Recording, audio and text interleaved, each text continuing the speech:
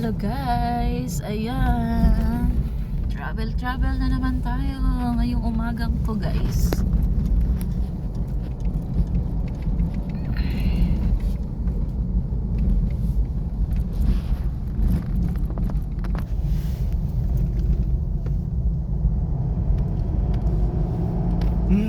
Part pa po ito guys ng Antique.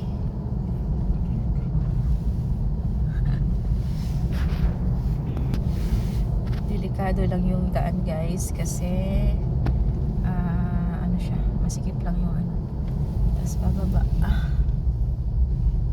para din siyang Baguio.